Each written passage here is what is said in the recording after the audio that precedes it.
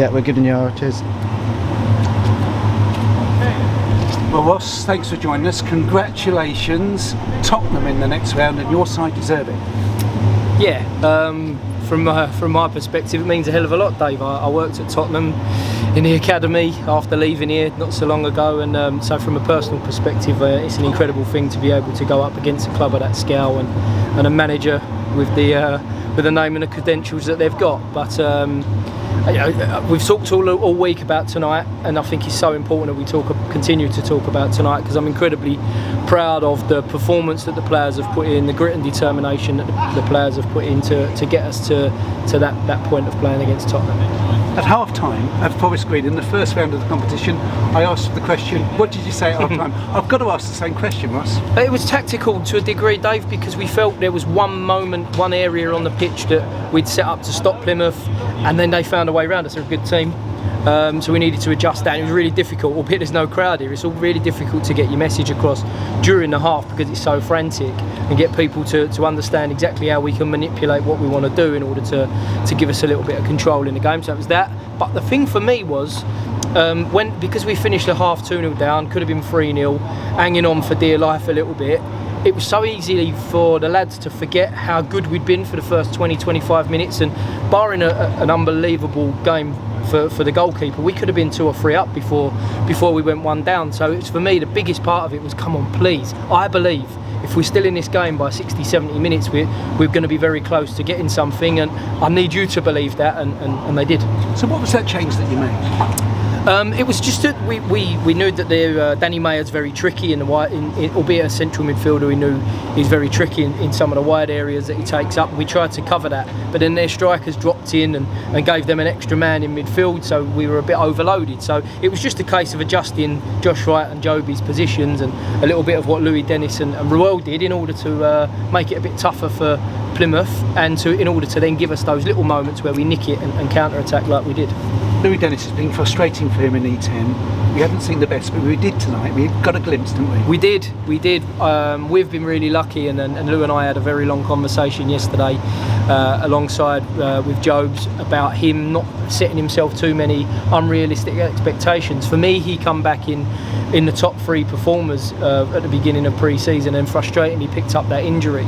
And then it's quite easy to come back and then sort of almost say to yourself, right, I need to carry on at the same level, and that's not the way it works. We need to build him up, we need to get him stronger, we need to get him fitter and capable of doing it over a full length of a game, and I'm so delighted that he put that one in at the back post, on top of contributing a hell of a lot during the game. Captain fantastic, Joby McAnuff, is an inspiration in his 39th year. Yes, the one phrase that we kept using during the half, whether you could hear me or not, was stick to the plan. Stick to the plan, be patient. They're going to have the ball more than we will, but we can pinch the ball, we can nick the ball, we can counter-attack.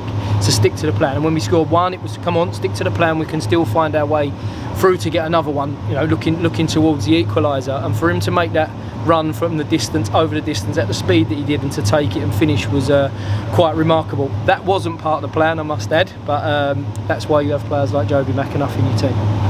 And we know why you need DJ, Dan Johnson, in the team at the moment. He's on fire. Yeah, and I'm sure some people would have questioned why I didn't start with him tonight, but we have to realise, albeit we've had a pre-season, the length of time that we had off and the time that we were away. Now, obviously, Dan's played the previous Carabao Cup game and the Saturday, and then he also played against Brighton. Now, he got goals out of it, but at the same time, what I don't want to do is overstretch people. Leanne Goal's been excellent during pre-season. It was right that we gave him that platform tonight, and I thought he worked extremely hard.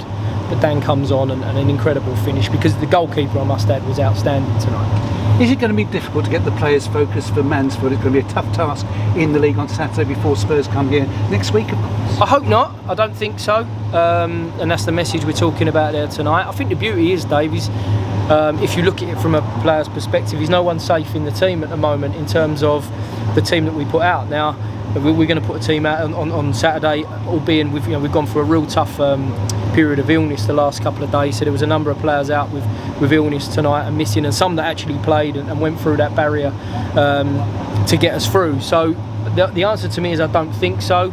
We've built up a lovely bit of momentum, albeit it's only 4 games. So we'll come here extremely confident, focused on winning the next game, and that's what that was about tonight. Albeit there was that I think a little bit of a difficult carrot at the end of it, knowing that you got Tottenham tonight, put a lot of pressure on people. But we applied ourselves right tonight, got the job done tonight against a very, very good team, and then we need to go and do that again on Saturday in order for people to be able to be selected for the Tottenham game. Josh Coulson team to pick up a knock, and what about him and Dan Happy? Well, Josh wasn't a knock. Josh, I walked in tonight, I didn't feel particularly great, and I walked in tonight and I looked at Josh's eyes and he looked terrible, expecting him to say, I just can't. And he said to me, I'll go out there and I'll see how far I can get into it. I looked at him again at half time and I was concerned for him, so we sent him back out, but quickly changed it.